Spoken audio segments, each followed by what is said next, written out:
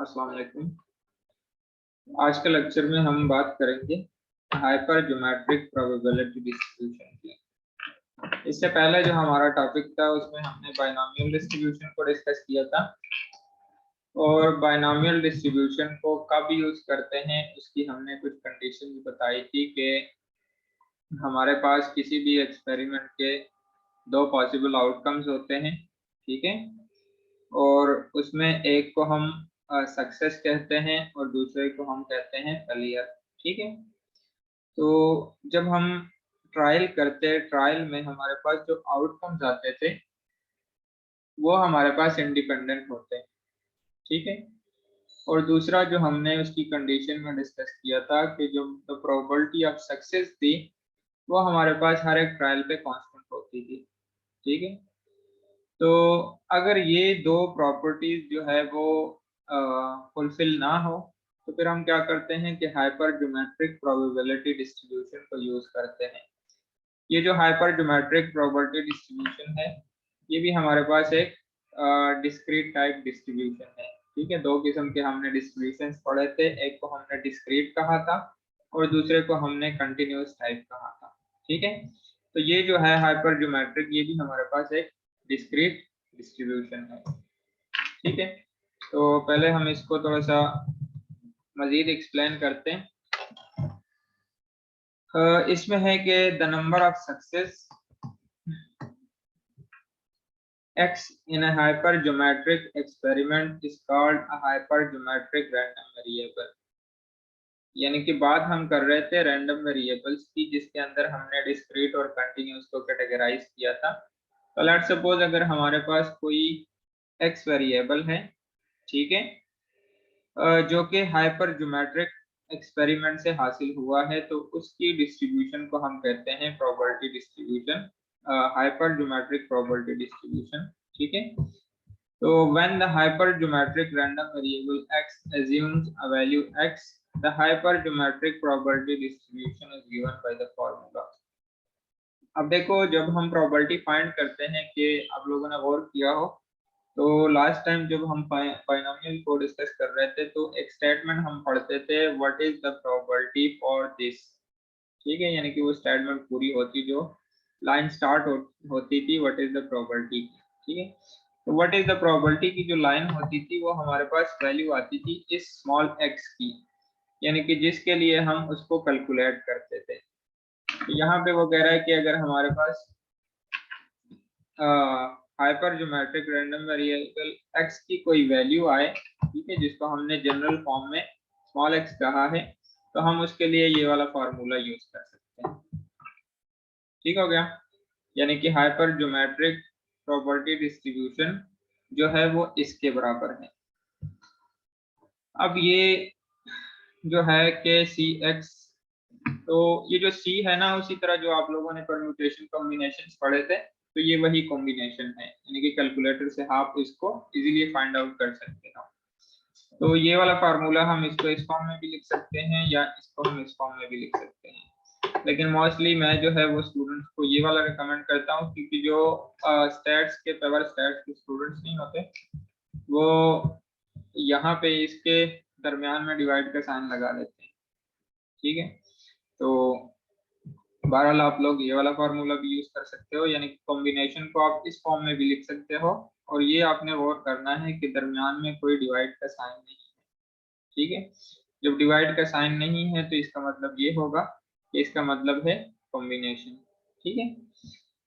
तो फार्मूला हमने यूज किया है n माइनस के N minus X divide by n और स्मॉल n।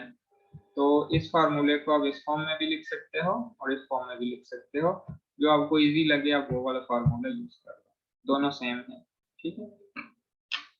तो इसके अंदर जो हमारे पास टर्म्स यूज हुई है वो टर्म्स एक तो k है, दूसरा कैपिटल N है, एक स्मॉल n है और एक x है।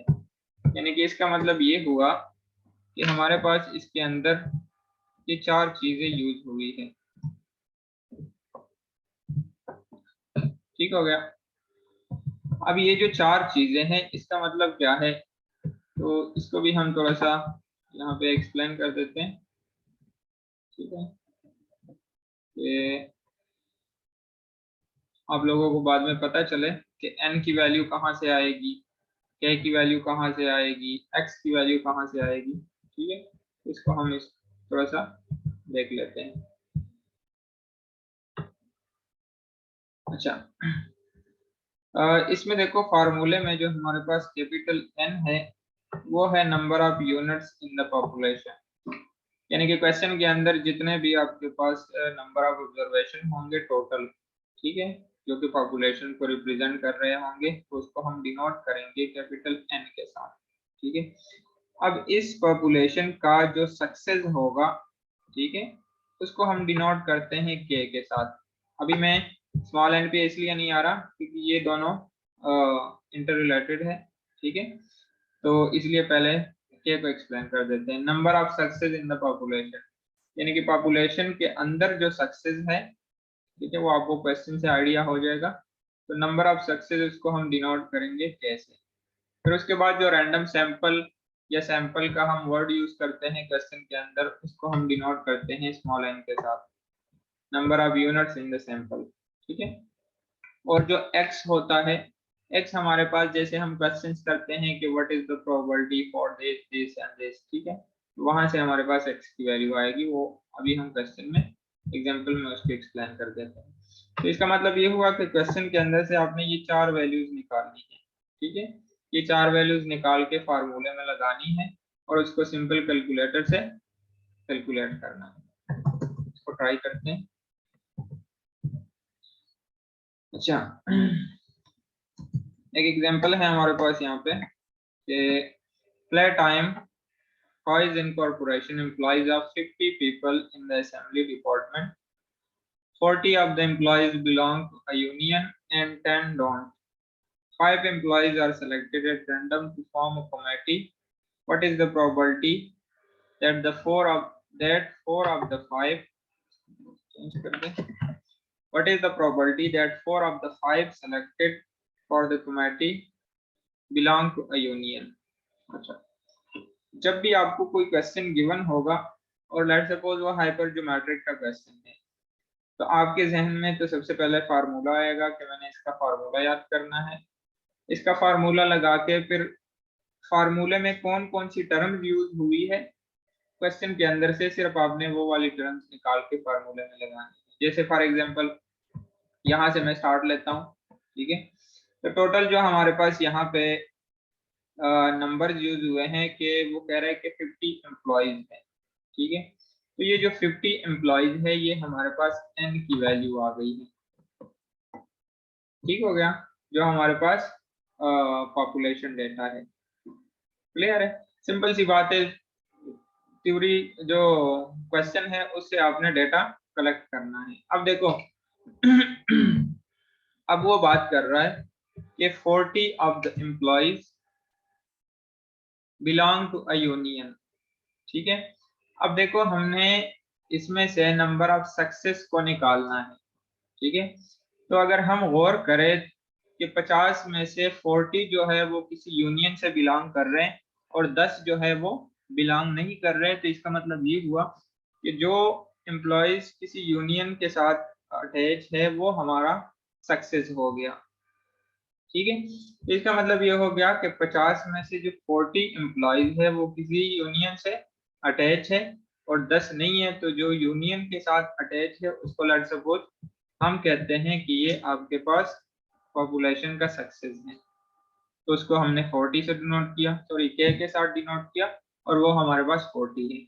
और जो 10 है, 10 की हमें जरूरत नहीं है, ठीक है, क्वेश्चन के अंदर, तो इसको हम इग्नोर कर देते हैं। हमने यहाँ पे सिर्फ सक्सेस लेना था। ठीक हो गया, फिर उसके बाद आते हैं 5 employees are selected at random. अब देखो जहां पे भी आपको सैंपल या रैंडम सैंपल या इस तरह का वर्ड मिलता है, इसका मतलब ये होता है कि वो आपके पास स्मॉल एन है। ठीक है, तो वो कह रहा है कि 5 employees are selected at random to form a committee. ठीक है, तो 5 एम्प्लॉइज जो है वो हमारे पास रैंडम सैंपल स्मॉल एन हो गया। अब हमने लास्ट टाइम भी हमने बाइनोमियल में भी ये बात की थी कि जहां से आपकी लाइन स्टार्ट होती है ना कि what is the probability for this and this, तो वो आपके पास x की वैल्यू होती है, ठीक है। तो यहाँ पे वो कह रहा है कि what is the probability that 4 of the 5, ये 5 में से जो 4 है, ठीक है, what is the probability that 4 of the 5 selected for the committee. अब इस 4 के लिए हमने प्रोबेबिलिटी फाइंड करनी है, ठीक हो गया। तो यहाँ पे आपके पास x की वैल्यू क्या आ गई 4। अब ये सारी वैल्यूज उठा के फार्मूले में लगा देनी है। The hypergeometric distribution is this, ठीक है। तो हमने वैल्यू फाइंड करनी है for x is equal to 4 के लिए, ठीक है। तो k की वैल्यू हमारे पास, ये सारी वैल्यूज हमारे पास क्वेश्चन में से आ चुकी है, ये आपने यहाँ पे फार्मूले में लगा देनी, ठीक है। जब आप इसको फार्मूले में लगाओगे, ये 44 आ गया, ये 40c4 आ गया, ये n जो है 50 था कि आपके पास 40 था, यानी कि हर एक के टर्म के मुताबिक आपने उसकी वैल्यूज पुट कर दी, ठीक है। 50 में से 40 माइनस करो, 10 1 50 और c। जब आप 40c करोगे वो आपको ये वाला आंसर देगा। कैसे करोगे? तो ये कैलकुलेटर से आप इजीली इसको कर सकते हो। ये आपके पास जो कैलकुलेटर है उसमें ये ऑप्शन होगा यहाँ पे NCR का और NPR का, ठीक है। तो जब आप कैलकुलेटर में लिखोगे 10, आपने ऐसे लिखना है जैसे फॉर एग्जांपल मैं ये वाला लिख देता हूँ 40c4 का, ठीक है। इसको कैसे लिखना है? आपने कैलकुलेटर में लिखना है 40, ठीक है। फिर उसके बाद आपने डालना है c, और ये c किस तरह से आएगा? ये देखो NCR लिखा हुआ है इस डिवाइड के साइन के ऊपर, तो आपने शिफ्ट दबा के ये वाला डिवाइड का साइन दबा देना है, तो वो आपको यहाँ पे c लिख देगा, ठीक हो गया। किसी कैलकुलेटर में ये NCR यहाँ पे होता है, किसी कैलकुलेटर में यहाँ पे होता है। NPR और NCR एक ही बटन के ऊपर होते हैं दोनों, ठीक है। किसी कैलकुलेटर में जो है वो NCR NPR यहाँ 5 और 6 के ऊपर होते हैं, ठीक है। तो पहले आपने शिफ्ट दबा के 5 दबाना है, तो ये आपको NCR लिख कर दे देगा, ठीक हो गया। और जब C लिखोगे फिर उसके बाद 4 लिखो, इसको इक्वल करो, तो ये आपको आंसर दे देगा, ठीक है। इसी तरह इसका आंसर आ जाएगा 10 और डिनोमिनेटर का आंसर आ जाएगा। इसको सिंप्लीफाई करोगे तो ये आपको आंसर देगा 0.431। क्लियर है? तो for x is equal to 4 के लिए हमारे पास प्रॉपर्टी आ गई 0.431, ठीक है। तो इसी तरीके से आप हाइपर ज्योमेट्रिक जो है उसको यूज कर सकते हो। एक और हम क्वेश्चन देखते हैं, इसको फिर आप खुद ट्राई कर लेना। सिर्फ मैं आपको समझा देता हूँ कि इसमें से आपने डेटा किस तरह से निकालना, ठीक है। अच्छा एग्जाम्पल में है कि the names of 5 men and 5 women are written on slips of papers and placed in a hat। अब देखो हमारे पास जो है वो 5 men है एंड 5 women है, तो इसका मतलब ये है कि टोटल कुल मिला के हमारे पास जो पर्सन्स बनते हैं वो बनते हैं 10। इसका मतलब ये हुआ कि कैपिटल N की वैल्यू जो आ रही है ना यहाँ पे वो है 4, सॉरी वो है 10, 5 दोनों को मिला के, ठीक है। फिर उसके बाद अगली लाइन देखते हैं, सैंपल ऑफ 4 नेम्स और ड्रॉन। ये लाइन ऐसे भी लिख सकते हैं, ठीक है, और या सिंपल ये भी आ सकता है कि 4 नेम्स और ड्रॉन, ठीक है। तो जो किसी भी टोटल में से जब एक पार्ट की सिलेक्शन की बात होती है ना, वो आपके पास n होता है स्मॉल, ठीक है। पिछली एग्जांपल में अगर आप देखें यहाँ पे इसके साथ अगर इसको कंपेयर करें ना, 40 of the employees belong to a union, ठीक है। तो इसमें कहीं पे भी ड्रॉन का वर्ड नहीं है कि हमने 50 में से इसको सेलेक्ट किया है। वो बात कर रहा है 40 of the employees belong to a union, ठीक है। वो ये नहीं कह रहा कि 50 में से हमने 40 जो है वो सेलेक्ट किए हैं, तो इसलिए हमने यहाँ पे इसको के कहा था। क्लियर है? अब यहाँ पे अगर आप देखो, इस पे गौर करो, तो यहाँ पे है कि 4 नेम्स और ड्रॉन। तो जब हम ड्रॉन की बात करते हैं, जब हम सैंपल की बात करते हैं, जब हम रैंडम सैंपल्स की बात करते हैं, ठीक है, तो वो हमारे पास स्मॉल n होता है, ठीक है, वो हमारे पास होता है स्मॉल n। क्लियर है? अब देखो हाइपर ज्योमेट्रिक के लिए हमें वैल्यूज चाहिए k की और x की। कैपिटल N और स्मॉल n की तो वैल्यूज आ गई है, ठीक है। अब यहाँ पे देखो what is the probability that 2 और मैन एंड 2 और वुमेन। तो जहां पे लाइन स्टार्ट होती है व्हाट इज द प्रोबेबिलिटी की, वो आपके पास x की वैल्यू होती है। तो x के लिए यहाँ पे मैन भी 2 है और वुमेन भी 2 है, ठीक है। तो हम सिंपली अगर x इज इक्वल टू 2 की वो प्रोबेबिलिटी फाइंड करेंगे तो हमारा आंसर दोनों के लिए आ जाएगा, ठीक है, क्योंकि दोनों इक्वल है, सेम है। अब बात रह गई है, अब जो मसला रहता है वो है k के लिए कि k की वैल्यू क्या होगी, ठीक है। तीनों वैल्यूज हमारे पास आ चुकी है। अब हम देखते हैं k की वैल्यू को। अब यहाँ पे आते हैं दोबारा। The names of 5 men and 5 women are written। अब आप देखो k जो है वो हम लेते हैं पॉपुलेशन में से, जो हमने स्टार्ट में पढ़ा था ना कि n क्या होता है, k क्या होता है, n क्या है, x क्या है। तो k को हमने लिखा था कि सक्सेस फ्रॉम द पॉपुलेशन, ठीक है। अब पॉपुलेशन डेटा हमारे पास ये है, क्लियर है।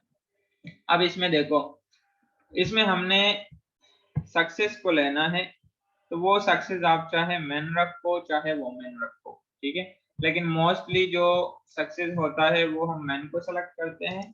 वोमेन को भी सेलेक्ट करो या मैन को सेलेक्ट करो, दोनों की वैल्यू सेम है, ठीक है। तो k की वैल्यू हम रखेंगे 5, ठीक हो गया।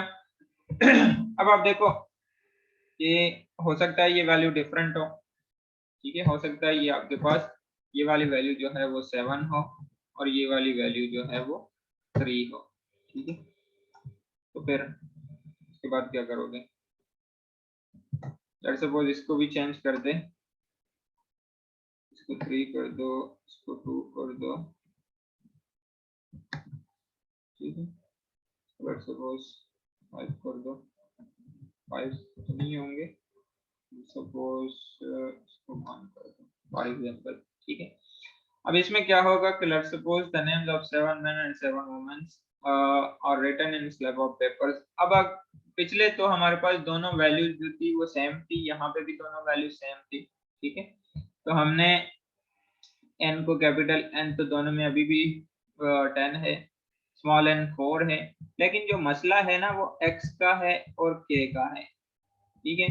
अब पिछले हमारे पास यहाँ पे भी 5 था, यहाँ पे भी 5 था, तो टोटल पॉपुलेशन में से हमने k को सेलेक्ट किया जो कि सक्सेस था, ठीक है, पॉपुलेशन में से। अब यहाँ पे कौन सा, अगर लेट्स सपोज हम मेन को सक्सेस करते हैं तो फिर k की वैल्यू चेंज हो जाएगी, ठीक है। फिर k हमारे पास 7 होगा, यानी कि ये डिफरेंट सिचुएशन बता रहा हूँ, ठीक है। फिर उसके बाद कि what is the probability that 3 और मैन, इसको फिर चेंज कर देते हैं, ठीक है। तो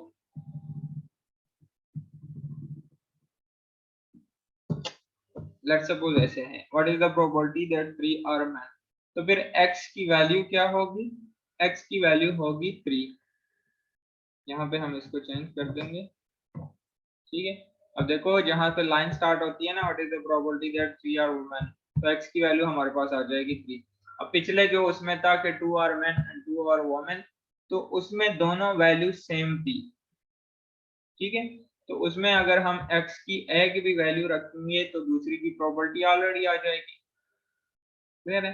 तो इस तरह के क्वेश्चन आ सकते हैं, आपने गौर करना है कि जो हाइपरज्योमेट्रिक का क्वेश्चन हो उसमें से आपने ये 4 वैल्यूज निकालनी है, ठीक है। बाकी कैलकुलेशन जो है वो आप कैलकुलेटर से कर सकते हो, वो इजी है, उसमें कोई इतना प्रॉब्लम नहीं, ठीक है। चलो बहरहाल इसको हम यहाँ पे स्टॉप करते हैं, फिर इंशाल्लाह मिलते हैं अगले लेक्चर में। ओके, अल्लाह हाफिज़।